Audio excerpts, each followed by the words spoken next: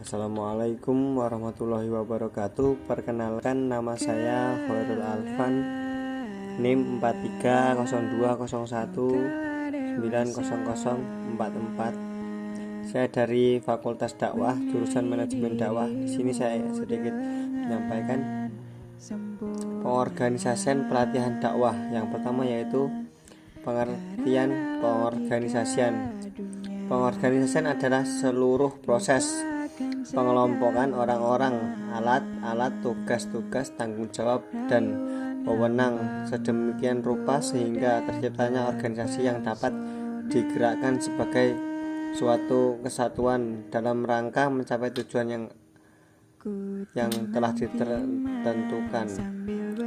Dua poin yang harus diperhatikan dalam pengorganisasian. Yang pertama yaitu struktur organisasi dan aspek perilaku.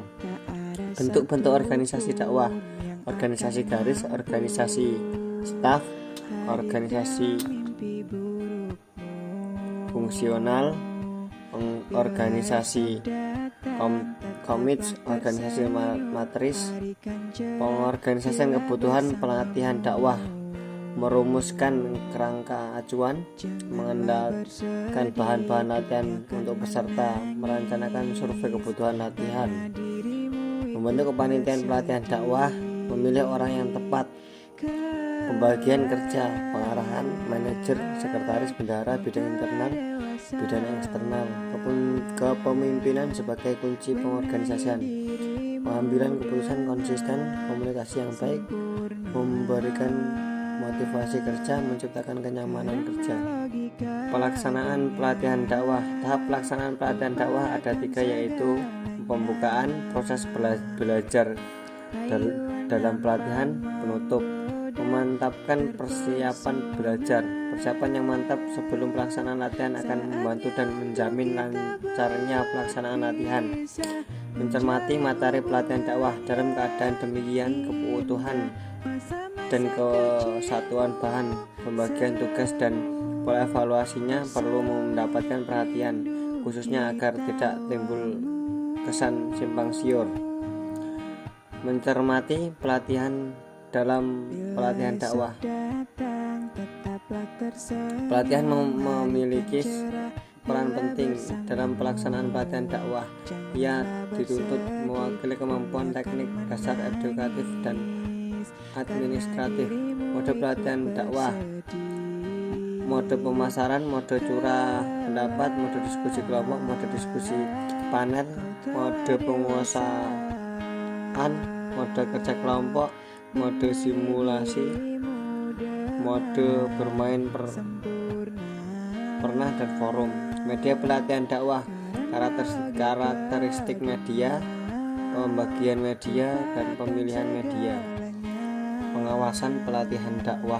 Pengertian pengawasan pelatihan dakwah. Pengawasan atau kontrol adalah penemuan dan penerapan cara dan peralatan untuk menjamin bahwa rencana yang telah dilaksanakan sesuai dengan apa yang telah ditetapkan guna mencapai tujuan yang diinginkan. Fungsi mencegah penyimpangan, memperbaiki kesalahan, memeriksa, mencocokkan, dan mengusahakan segala sesuatu dengan rencana dan tanggung jawab.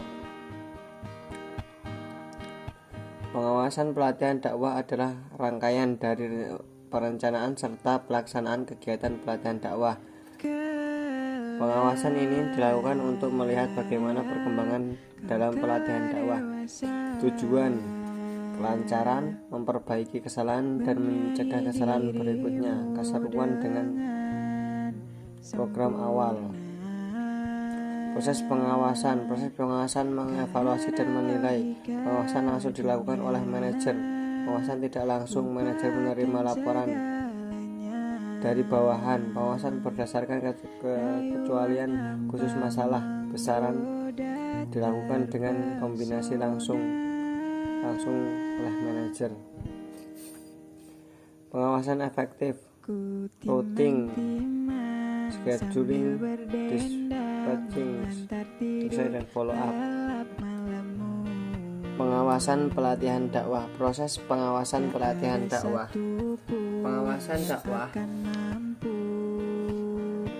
pelatihan merupakan rangkaian dari perencanaan dan pelaksanaan. Pengawasan dilakukan untuk melihat sejauh mana kesesuaian perencanaan dengan jalannya pelaksanaan pelatihan. Proses pengawasan dalam pelatihan terdiri dari 3 tahap, yaitu menetapkan standar, pengukuran, dan menentukan kesenjangan.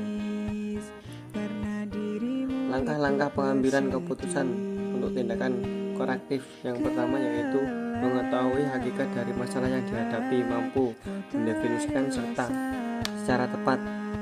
Yang kedua, mengumpulkan fakta-fakta dan data yang relevan.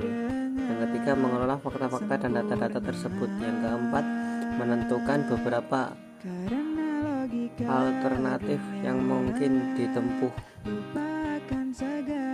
Pengawasan efektif. Pengawasan sebaliknya fleksibel sesuai dengan keperluan situasi dan kondisi.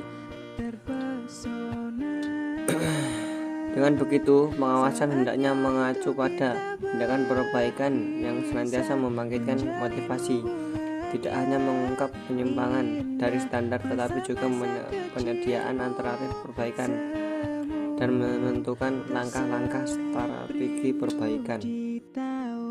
Saya di sini melanjutkan penjelasan yang kemarin, sekarang ini penjelasan evaluasi pelatihan dakwah. Pengertian evaluasi pelatihan dakwah. Evaluasi adalah proses penilaian. Evaluasi pelatihan dakwah merupakan bagian dari rangkaian kegiatan pelatihan dakwah. Setelah perencanaan, pelatihan dakwah, dan pelaksanaan proses pelatihan dakwah, maka tibalah evaluasi pasca pelatihan dakwah. Tujuan evaluasi pelatihan dakwah: selama waktu latihan diselenggarakan berulang kali, upaya dan capaian berbagai tujuan dilakukan. Dengan demikian, setiap kali melakukan evaluasi, pada dasarnya harus mempunyai tujuan masing-masing. Secara umum, tujuan evaluasi latihan antara lain yaitu: yang pertama, mendapatkan dan menganalisis informasi untuk mengetahui pencapaian tujuan jangka pendek atau jangka panjang. Yang kedua, memenuhi bagian-bagian pelatihan dakwah. Yang ketiga, untuk mengetahui pengaruh program latihan. Yang keempat, untuk mengetahui tingkat perubahan singkat serta tingkah laku peserta lain. Yang kelima, memberikan kesempatan kepada peserta. Yang keenam, untuk menjadi alat pembantu dalam proses pelatihan dakwah. Manfaat evaluasi pelatihan dakwah. Pelatihan dakwah juga dapat memperbaiki sikap-sikap terhadap tugas dakwah terhadap masyarakat atau sesama dai. Sikap-sikap yang tidak produktif timbul dari salah pengertian yang disebabkan oleh informasi yang tidak cukup dan informasi yang membingungkan, sehingga manfaat adanya pelatihan dakwah ditunjukkan pada penjelasan tentang fakta-fakta secara jujur. Sekian dari saya, kurang lebihnya mohon maaf. Wabillahi taufiq wal hidayah. Wassalamualaikum warahmatullahi wabarakatuh.